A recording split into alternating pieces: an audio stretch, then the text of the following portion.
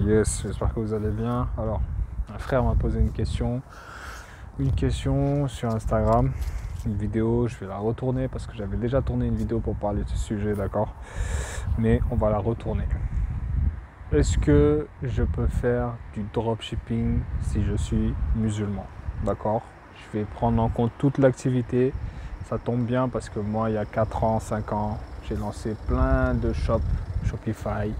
Je me suis cassé la gueule, j'en ai lancé plein jusqu'à aujourd'hui, générer mes premières ventes. Enfin, je me suis formé clairement, tu vois. Et c'est des projets que j'ai à l'avenir. Lancer une marque correctement, j'ai déjà généré mes ventes sans publicité, en organique et en publicité également, en faisant la totale. Créer le site avec les applications, il y a plein d'applications pour t'aider à optimiser ton site. Tu le sais, il faut un beau branding pour faire des ventes et également la publicité en ligne. Ok. Alors, c'est quoi concrètement le drop? Le drop, tu as un grossiste, je vais te l'expliquer comme ça. Tu as un grossiste, il vend des bananes, tu n'as pas de bananes, tu souhaites vendre des bananes. Le grossiste les vend 2 euros, tu lui dis d'accord, toi tu vends tes bananes 2 euros, moi je vais les vendre 30 euros. J'ai pas de bananes, mais je vais utiliser tes bananes. Donc quand quelqu'un achète chez moi, c'est toi qui vas livrer les bananes. Du coup, toi tu vends tes bananes 2 euros, je vais te payer 2 euros tes bananes. Le prix auquel tu vends tes bananes, je vais te donner ce prix-là, je vais te payer ce prix-là. Mais moi, quand je te donne ce prix-là, tu me livres les bananes à mes clients, tu ne me les livres pas à moi. Et c'est comme ça que tu fais de la marge. C'est ça le drop, pour te l'expliquer. Tu n'as pas de produit, tu n'as pas de stock. On parle de dropshipping pur, pas de e-commerce pur, dropshipping pur. Tu n'as pas de stock, tu n'as pas de produit. Fournisseur, tu bâtis la structure qui va permettre de vendre le produit. Un site web, aujourd'hui tout se fait en ligne, c'est ce qui permet une opportunité. Enfin voilà, il y en a plein qui parlent de dropshipping, qui vendent des formations à ce sujet. C'est clairement, avec l'avancée d'Internet, c'est une opportunité parce que tu peux tout faire de chez toi. Donc tu n'as pas de produit, tu crées la structure qui va vendre le produit, le site Internet, les publicités pour vendre le produit. Quand les gens achètent sur ton site, et bah hop, directement tu payes le fournisseur qui a les produits parce que tu les as pas. Et c'est le fournisseur qui va envoyer directement la commande. J'espère que tu me comprends. Est-ce que c'est autorisé? Parce que il y a des gens qui font beaucoup d'argent, qui ont fait beaucoup d'argent, qui sont devenus millionnaires. Il y a 4 ans, 5 ans, quand c'était pas encore trop répandu en France, là encore, on peut toujours se lancer, il y a de l'argent à faire, c'est l'e-com. Les gens achètent de plus en plus en ligne pour dire que rien n'est mort, l'opportunité est toujours là. Mais c'est juste pour dire qu'il y a plein de gens qui ont fait plein de sous là-dessus, des sommes colossales. Des fois, tu te dis, mais éthiquement parlant, est-ce que j'ai le droit de faire ça? Concernant plein de sujets, d'accord. Parce que tu fais de l'argent des fois de façon indécente. Tu fais plus de 5 000, plus de 10 000, plus de 15 000, voire 100 000 en une semaine. Pendant qu'il y en a qui font cette somme-là à l'année. Et encore, toi, tu les fais en une semaine, en un shop. Tu as un budget marketing, tu fais la structure, tu es formé, tu prends un produit qui coûte 5 euros chez le fournisseur, tu fais une structure marketing, tu le vends 445 euros, ou bien tu prends un produit à étiquette qui coûte 100 et quelques, tu le vends 300, d'accord? Tu fais la structure marketing, tu fais le site web, tu mets tout ce qu'il faut pour vendre le produit et tu fais plus de 200 balles sur un produit que tu achètes 50 balles, d'accord? Est-ce qu'on peut, religieusement parlant? Tu as le droit de te poser cette question parce que justement, on fait des sommes indécentes, il y a tout un levier marketing. Des fois, on se dit, est-ce que vraiment j'ai le droit de faire ça? Parce qu'il y a plein de gens qui vont utiliser, par exemple, des avis sur leur site internet, qui vont utiliser des applications pour booster justement les ventes, qui vont essayer de jouer sur l'urgence, qui vont essayer de créer, on va essayer la voiture passée, qui vont essayer de créer justement des offres, des promotions qui ne sont pas en réalité des promotions. C'est un peu du vol. Est-ce qu'on peut vraiment faire les choses en islam? Je poursuis. Avoir les produits, c'est bien. D'accord? Savoir les vendre, c'est autre chose. D'accord? Ce qu'il faut comprendre dans le dropshipping, ce qui rend l'activité légalement, tu as le droit de faire du dropshipping. religieusement parlant. C'est pas parce que tu n'as pas les produits que tu ne peux pas faire du commerce. Le commerce évolue, on évolue avec. D'accord? Avant, il te fallait les produits sur place. Maintenant, tu n'es pas obligé de les avoir sur place. C'est une grâce. Il ne faut pas rentrer dans ce truc. Tu n'as pas les produits, non, tu ne peux pas vendre. Non, pas du tout. Il n'y a pas de verset qui t'empêche de faire ça. D'accord? Mais,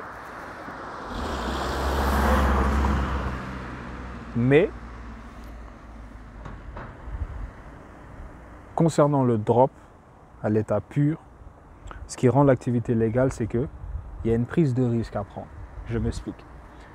Comme je l'ai dit, vendre les produits, c'est une chose. Avoir les produits, c'en est une autre. Parce que tu as plein de fournisseurs qui ont les produits, qui les coûtent, qui les vendent certes 2 euros, plein de produits 2 euros, 5 euros, 10 euros, 15 euros à certains, mais qui ne savent pas les vendre. Ils les mettent sur AliExpress, des sites en ligne, mais ils aimeraient les vendre. Et leur principal client, ces gens-là, c'est les dropshippers.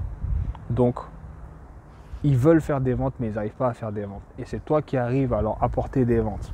Donc, là où, si tu veux faire du drop, tu peux faire du drop. Je vais t'expliquer les choses clairement, t'inquiète pas. Tu peux faire du drop, mais première chose, tu dois t'assurer que le fournisseur accepte le dropshipping. Tu n'as pas le droit de faire du dropshipping alors que la personne ne sait pas que tu fais du drop. C'est-à-dire que tu vends ses produits plus chers, mais elle n'a pas conscience que tu vends ses produits plus chers. Tu n'as pas le droit de faire ça. Tu dois te mettre d'accord avec un fournisseur qui accepte le drop. Et tu dois comprendre que sur plein de plateformes où tu vas trouver tes fournisseurs, il y a des gens qui ont des agents privés, d'accord? Des gens qui vont faire du stock pour eux, pouvoir livrer très rapidement leurs produits. C'est mieux de travailler avec des agents. Mais là, je parle de dropshipping pur où vraiment tu crées un site, tu cherches un fournisseur sur AliExpress et tout ça. Ce que je voulais dire, puis ouais, je commence à me perdre un petit peu, mais j'étais lancé dans une dynamique pour expliquer quelque chose. Purée, je me perds. Tant pis. Qu'est-ce que je disais? Le fournisseur, il a ses produits, il n'arrive pas à les vendre. C'est toi qui vas créer la structure pour vendre les produits. Voilà, tu dois t'assurer que le fournisseur accepte le dropshipping. Et voilà, ce que je voulais dire, c'est que plein de gens qui sont inscrits sur AliExpress font eux aussi du dropshipping. Je ne sais pas si tu te rends compte. C'est-à-dire, ce n'est pas eux qui ont les produits à l'usine. Tu as le fournisseur sur AliExpress qui, quand tu vas commander chez lui, lui va commander chez un autre. Tu en as plein comme ça, qui font eux-mêmes du drop sur AliExpress. Donc le mieux aujourd'hui, c'est de travailler avec des sociétés de logistique, ce que je fais en tout cas quand je veux lancer un e-commerce. Je prends plus un fournisseur par-ci par-là. Soit tu cherches un bon agent qui va s'occuper de tout ça, soit tu passes par des sociétés de logistique fiables, il y en a plusieurs. Mais on reste dans le dropshipping. C'est ça que je voulais donner l'information rapidement. Que les gens qui sont sur les sites où tu vas trouver tes produits, eux-mêmes font du drop, j'ai envie de te dire. Mais c'est possible parce que, pourquoi là où c'est intéressant et c'est possible de faire du drop religieusement parlant? Parce qu'il y a une prise de risque. Tu en as plein, il y a de l'argent à faire en e-commerce, mais il faut se former et c'est pas aussi simple qu'on peut le faire croire. Tu en as plein qui ont lancé, moi avant de faire mes premières ventes, j'en ai lancé des shops, j'avais pas les moyens, j'étais étudiant. Parce que si tu as un budget et tu es formé, j'ai envie de dire tes ventes, tu vas les faire, obligé. Si tu veux prendre du temps, faire tes ventes en organique, ça va prendre plus de temps, tu vas passer par les réseaux, tu vas faire tes ventes de façon safe. Tu peux commencer comme ça, mais si tu as l'argent pour faire tes pubs et tout, tranquille. Mais on n'a pas tous les sous pour le faire au début. Mais là où c'est légal, religieusement parlant, c'est que tu prends un risque. C'est-à-dire que certes, tu vas prendre une marge sur parce que on peut dire par exemple que tu achètes un produit 5 euros, tu le revends 35 euros. Là, les gens peuvent dire tu es un voleur. Mais en réalité, non, tu n'es pas un voleur parce que les deux entités sont d'accord que tu fais du drop. Donc la personne qui vend son produit 5 euros est d'accord que tu le vends 35 du moment qu'elle a ses 5 euros quand elle envoie un produit. Et là où c'est intéressant, c'est qu'il y a une prise de risque dans le sens où tu vas devoir bâtir la structure marketing et bâtir cette structure marketing peut te faire perdre de l'argent. Je ne sais pas si tu me comprends. Créer le site, ça demande des sous, pas énormément, il faut être formé là aussi. Prendre certaines applications, ça demande des sous. Faire les publicités en ligne, ça demande des sous. Et il est possible, et ça arrive pour plein d'e-commerçants qui sont pas rentables justement, que certes, ils vendent leurs produits 35 €, mais en faisant leur opération marketing, ils ont 0 vente. Voire même, ils font des ventes, mais ils ne sont pas rentables avec la publicité. Je ne sais pas si tu me comprends. Donc, il y a une prise de risque qui rend l'activité légale. C'est pas aussi simple qu'on peut, ouais, vous volez les gens, ouais, non, etc. Non. Tu prends un risque en faisant du dropshipping. Parce que tu peux très bien lancer les choses et perdre de l'argent. Certes, si ça marchait, tu aurais pu prendre une certaine marge, mais si ça ne marche pas, tu peux perdre 1000, 500 et plus. Après, tu ne vas pas débourser énormément sur quelque chose qui ne marche pas, mais je pense que tu m'as compris. Donc, c'était ça que je voulais dire.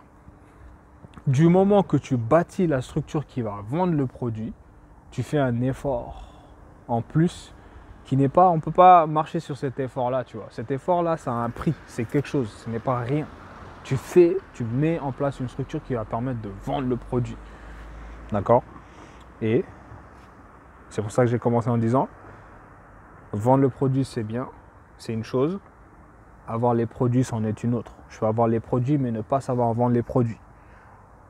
Et toi, tu viens mettre le pilier marketing, tu es un homme d'affaires en fait. Tu vends ton produit 5, il n'y a pas de souci, je te donne 5, mais moi je vais vendre 35 et je vais faire en sorte de mettre le marketing qu'il faut pour pouvoir les vendre 35. C'est ça que tu fais, tu es un homme d'affaires, tu es un businessman en fait, quand tu fais du drop. Et Internet a facilité tout ça. Donc c'était juste pour dire que c'est possible de faire du drop, religieusement parlant, mais j'invite tous les musulmans, en tout cas, à commencer par du drop. Faut pas dire ouais non, j'envoie les trucs, etc. Parce que le mieux c'est de créer une marque avec un packaging, avec des délais de livraison courts, faire les choses carrées. Parce que de toute façon, c'est en faisant les choses de façon carrée que tu auras les meilleurs résultats et sereinement tu seras plus tranquille dans ta tête. Parce que le drop, tu vas prendre un fournisseur, tu vas prendre, si tu n'es pas formé même au drop, parce qu'il y a plusieurs façons de faire du drop, mais c'est la course, tu vas te fatiguer. Fais un truc bien, commence par du drop, commence à avoir tes ventes, ensuite commence à switcher petit à petit pour évoluer vers quelque chose de beaucoup plus professionnel. Et c'est à ça que j'invite les musulmans, parce qu'il ne faut pas croiser les bras et dire je ne me lance pas, non, je ne peux pas faire de marque, je ne peux pas faire de stock pour le moment, je ne peux pas livrer très rapidement mes clients pour le moment, je croise les bras. Non, commence par du drop, petit à petit, évolue pour faire évoluer ton e-commerce. J'espère que tu m'as compris. Au début, on commence avec les moyens du bord. Et je n'ai pas fini concernant le drop. Concernant les applications, il y a des choses à prendre en compte. Tu n'as pas le droit de mentir aux gens et de clairement mentir. C'est le seul terme à utiliser même ici. Parce qu'en mentant aux gens, tu n'es pas droit en fait, tu n'es pas juste. Du coup, qu'est-ce que j'appelle mentir aux gens? Mettre des faux avis sur son site. Tu n'as pas le droit de le faire. Ce que tu peux faire, trouver un produit, récupérer des avis qui ont déjà été mis par certaines personnes sur Amazon sur un même produit. Parce que là, tu auras un avis fidèle qui a été écrit par quelqu'un sur un produit que tu vends. Du coup, tu peux utiliser un tel avis. Mais tu n'as pas le droit d'inventer des avis juste pour augmenter les ventes sur ton site. Tu n'as pas le droit de faire ça. Tu n'as pas le droit également de créer de faux trucs, d'inventer c'est les voitures passées, mais tu sais, tu n'as pas le droit de créer des urgences abusives, tu vois, de créer de fausses promotions, de faux trucs pour inciter les gens à acheter alors que c'est faux ce que tu es en train de raconter. Tu es musulman, n'oublie pas ce que je suis en train de te dire aujourd'hui. Tu peux décider de vendre un produit 45 € et décider de faire une promotion de 50%. Et pour augmenter les ventes sur ton site. Là, c'est ton choix, c'est ton site. Il coûte comme ça mon produit, mais je décide de le vendre comme ça. Et tu peux faire ça si tu veux. C'est des leviers marketing qui vont te permettre de toute évidence de vendre l'offre. Mais tu n'as pas le droit d'abuser de ça. Tu vois ce que je veux dire? Tu crées des choses en faisant comprendre que non, tu vas en acheter un. Je ne sais pas comment bien t'expliquer ça parce que il y a une mesure où c'est accepté, mais il y a des choses où les gens abusent clairement. On abuse de ce levier marketing et c'est pas bon, c'est mentir aux gens ça quelque part. Par exemple, tu fais une promotion de fou malade, tu vas en mettre plein l'avion alors qu'en réalité, voilà quoi. C'est pas exactement ça, ce que tu es en train de raconter. Je ne sais pas si tu me comprends, mais en vrai de vrai, concernant les promotions, je te dis ça, en fait, j'essaie de te partager le message juste pour te faire comprendre que reste musulman quand même et souhaite bien faire les choses et arrête de vouloir prendre les gens pour des pigeons, en fait. C'est pas des pigeons, c'est des êtres humains qui vont consulter ton site, qui vont acheter un produit que tu as trouvé intéressant de vendre. Du coup, tu dois avoir une certaine éthique, tant au niveau des marges que tu peux apprendre. Je ne peux pas t'empêcher de prendre 40 € sur un produit que tu vends 5 € parce qu'il y a l'aspect marketing que tu as mis en place. Donc du coup, la marge, tu prends la marge que tu veux en réalité. Mais tu dois avoir l'éthique du musulman ici, de te dire que des fois, diminue un peu tes marges. Tu peux gagner beaucoup plus, mais diminue tes marges, éthiquement parlant. Tu es musulman, on n'est pas là pour voler l'argent des gens, on fait du commerce, tu vois. Et Dieu n'aime pas l'intérêt. Et ça marche également là-dedans parce que, en fait, Dieu ne veut pas que des identités dans les échanges soient biaisées. C'est ce que Dieu veut clairement. Et il ne faut pas être omnibulé par le gain. Des fois, tu prends ta marge sur un produit et suffis-toi là-bas. Commence pas à prendre des marges trop élevées. Tu achètes un produit 5 €, tu veux le vendre, allez, 50 €, tu vois. Et ça marche très bien. Avec la pub, etc., les taxes, etc., tu arrives à dégager plus de 35 € sur un produit qui coûte 5 €. Là, c'est trop, tu vois. C'est beaucoup trop. Tu gagnes beaucoup trop là, j'ai envie de te dire. Du coup, il faut être raisonnable. Il y a cet aspect où, tu vas pas acheter un produit 5 €, tu sais que tu peux le vendre avec tes compétences marketing et le vendre 100 €. Et tu prends des marges colossales. C'est pas bon. C'est pas un comportement éthique. C'est pas le comportement du musulman. Si tu vois ce que je veux dire, si tu vois ce que j'ai voulu te partager. Tant au niveau des promotions que tu fais, essaye d'être le plus juste possible, d'accord? Parce que c'est toi qui mets l'aspect marketing en place pour vendre les produits. Du coup, tu peux utiliser certains leviers pour vendre les choses. Ça fait partie du jeu, d'accord? Mais reste un peu cadré quand même. Je ne sais pas si tu vois ce que je veux dire. Reste un peu cadré. Les fausses promotions qui en foutent plein la vie où tu vas chercher des choses bizarres. Tu en achètes un, tu en as 3 offerts. Fais attention.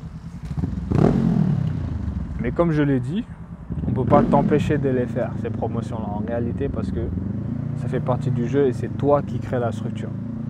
Mais je pense que tu as compris ce que j'ai voulu te partager. Du coup, grosso modo, concernant le dropshipping, je répète, tu peux faire du dropshipping. L'essentiel, c'est que le fournisseur soit d'accord. Celui qui va fournir tes produits, il est d'accord pour faire du drop. Du coup, les deux entités qui travaillent sont OK sur les transactions qui vont être effectuées, d'accord? Tu as le droit car tu vas créer une structure marketing, c'est toi qui vas vendre le produit. Les gens ont le produit, ne savent pas le vendre et c'est toi qui vas permettre qu'on vende le produit de façon très efficace. Tu vas faire les pubs, le site, tu vas prendre un risque parce qu'il est possible que les choses ne marchent pas, que tu perds ton argent du coup, ce qui rend l'activité légale à faire. Parce que tu prends un risque, tu perds ton argent. Tu peux certes gagner beaucoup d'argent, mais tu peux aussi perdre ton argent. Et tout le monde ne va pas persévérer. L'opportunité existe depuis un moment, mais voilà, il y en a qui se sont lancés, formés, mais ils ont lancé 4 shops, ça n'a pas marché, ils ont abandonné. Il faut persévérer, c'est pas simple en réalité, il faut se former. C'est pas si dur, mais il faut se former quand même. Il faut avoir des sous aussi. Du coup, et ça rend l'activité, tu as le droit de le faire, religieusement parlant. Et concernant les promotions, les avis, les applications, faites attention. Restez musulmans, n'abusez pas dans le marketing, restez quand même cadré. Faites des promotions raisonnables, faites des choses raisonnables, faites des choses intéressantes, d'accord? Mais ne dépassez pas les bornes en fait. Ne dépassez pas les bornes. Des fois, tu vois sur des sites, au-delà du e-commerce, on te ment en pagaille. On te met de l'urgence, une urgence fausse qui saute aux yeux. Calmez-vous, tu vois.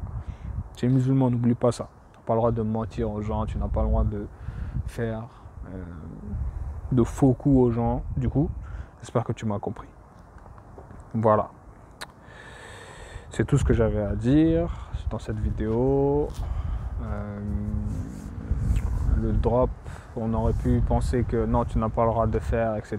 Parce que voilà, c'est pas tes produits, etc., etc. Mais non, tu peux très bien le faire parce que c'est toi qui mets la structure marketing en place pour vendre le produit.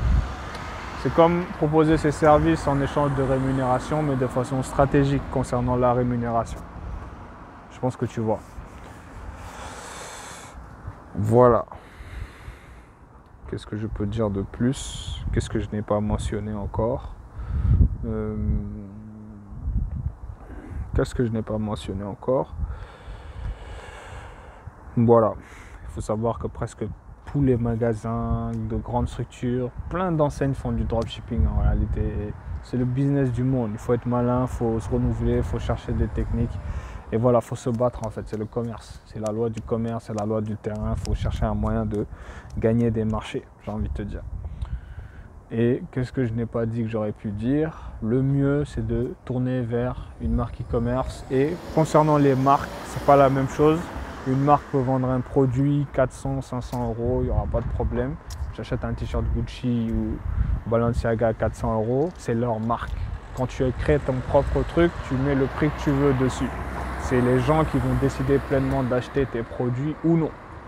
Là, ce sera ta marque à toi. Je décide de vendre ma marque 2000 euros. Mon t-shirt 2000 euros, c'est moi qui décide. Je n'ai pas forcé quelqu'un à acheter. Là, c'est à toi de voir. Et c'était aussi pour revenir sur les prix en drop, que tu mets le prix que tu veux, car c'est toi qui mets la structure marketing, j'ai envie de te dire. Parce que tu vas prendre un risque en faisant tes publicités et tu dois, suivant tout ça, les taxes, les prix des produits, les publicités, peut-être les prestataires qui vont te faire tes trucs si tu as une équipe pour accélérer. Sur toutes ces choses que tu dois prendre en compte, tu dois trouver ta marge. Du coup, c'est pas un jeu en fait. Tu es clairement un homme d'affaires en faisant du drop et on ne peut pas interdire l'activité religieusement parlant parce qu'il y a tout ce facteur où tu peux perdre ton argent aussi. Tu peux perdre ton argent et crois-moi, beaucoup perdent leur argent. Et c'est normal. Mais après les pertes vient naturellement le beau temps, la pluie, quand on persévère jusqu'au bout en tout cas. Et je pense que tout e-commerçant conviendra avec moi que générer sa première vente où tu vois la notification, bring, Shopify, si tu es sur Shopify, je pense, ou WooCommerce ou WordPress, peut-être. Voir la première notification après avoir travaillé dur, ça met un smile. Et quand tu fais ta première vente, après, effet boule de neige, quand tu as les connaissances, c'est qu'une question d'avoir le budget et de lancer un projet. Ah, j'ai vu un produit qui me plaît, je vais essayer de le lancer. On essaye en France, on essaye aux US, on essaye en Amérique, on essaye en Espagne, on va essayer dans d'autres pays là avec des monnaies spéciales. Tu vois comment ça marche. Mais il faut se former. Je pense que j'ai donné la réponse. J'ai un peu beaucoup parlé au niveau des applications. C'est juste au niveau des promotions. J'espère que vous avez compris ce que j'ai voulu dire. Vous pouvez faire les promotions que vous souhaitez. C'est votre produit, c'est votre structure marketing, c'est vous qui allez la bâtir. Mais n'abusez pas et même dans vos marges, quand vous voyez que vous prenez de l'argent, vous avez fait gagner de l'argent, vous pouvez prendre l'argent que vous voulez en réalité, mais restez raisonnable parce qu'il y a des comportements frauduleux en islam que Dieu n'aime pas, comme le fait d'aimer trop l'argent. Tu penses à l'argent, n'oublie pas que c'est du commerce et qu'on essaie de partager un produit intéressant aux gens dans un premier temps et qu'on est rémunéré pour ça en fait. On fait découvrir un produit qui peut aider des gens, parce qu'il y a des gens qui n'ont même pas connaissance de certains produits et grâce à tes publicités, ils découvrent ce produit. Eux-mêmes ne savaient pas qu'ils avaient besoin de ce produit, tu leur as montré que tu as besoin de ce produit. Et c'est ça un peu l'e-commerçant. Le musulman, il est dans l'échange. C'est un commerçant bon en fait. Mais pas là à vouloir voler comme plein d'e-commerçants. Ils te font des produits, des trucs. Ils veulent juste prendre l'argent et puis c'est pas leur problème. C'est pas bon. Faites les choses carrées, commencez en drop, évoluez vers un e-commerce plus professionnel. C'est comme ça que vous allez accélérer le processus de toute façon. Vous aurez de meilleurs résultats avec un bon branding, des délais de livraison courts et tout. Packaging, le logo sur vos produits, peut-être, je ne sais pas. Mettre des cartes peut-être dans vos produits. Tout ça, c'est possible de le faire. Et c'est mieux de commencer drop pour cheminer vers ça. D'accord? Parce qu'en drop, tu as des coûts, certes, mais c'est moins risqué que de tout faire, de tout personnaliser de A à Z pour se rendre compte que notre idée flop à la fin. J'espère que tu m'as compris. Donc, il vaut mieux commencer en drop pour n'importe quel produit et évoluer. vers une structure plus bâtie. Quand on a fait ses premières ventes, on se rend compte que c'est intéressant.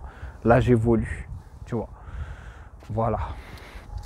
Je pense que j'ai parlé correctement du dropshipping. On pourrait dire que non, c'est pas autorisé, on n'a pas le droit, mais ce n'est pas possible de l'interdire quand on analyse correctement l'activité. C'est juste que les musulmans ne font pas ce qu'ils veulent. Tu dois avoir une certaine éthique, tu ne dois pas mentir aux clients, tu dois respecter tes engagements. D'accord? Quand tu dis que tes délais de livraison, c'est le temps, tu dois respecter ces délais-là. Tu ne dois pas commencer à dire livraison en 24 heures alors que le produit, tu sais bien qu'il va être livré en 7 jours. Tu n'as pas le droit de faire ce genre de choses. Tu vois ce que je veux dire? Du coup, fais les choses bien. Fais les choses correctement. Et assure-toi que ton fournisseur, la personne qui va livrer tes produits, soit au courant que tu fais du drop. Et je te recommande aujourd'hui de passer par des sociétés de logistique. Il y en a plusieurs. Il y en a une que j'ai beaucoup utilisée, c'est CG Dropshipping, que tu peux utiliser. Eux, ils peuvent te faire les packaging au complet. Il y a d'autres sociétés de logistique, mais je ne vais pas te faire un cours. Il y a celle-là, c'est pas une ouf de fou malade, mais il y en a une autre qui fait avec la France, qui permet d'avoir des délais de livraison courts, assez intéressante, mais c'est pas un cours d'e-commerce. Mais je pense avoir parlé religieusement des choses. Du coup, les musulmans, il y a plein d'opportunités dans le monde.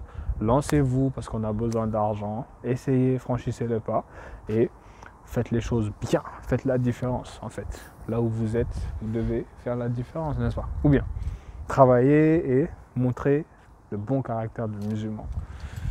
Un bon SAV, quelqu'un qui se soucie de ses clients, qui a un souci, un litige, il n'est pas là à faire comme si le client, il n'existe plus. On oublie son mail, il n'a pas reçu le produit, c'est plus notre problème. Tu vois ce que je veux dire quand je parle de comportement du musulman? C'est toutes ces choses-là. Faire les choses de façon clean. Être juste. Ne pas abuser de la non-information des gens. Je pense que tu me comprends. Je te laisse.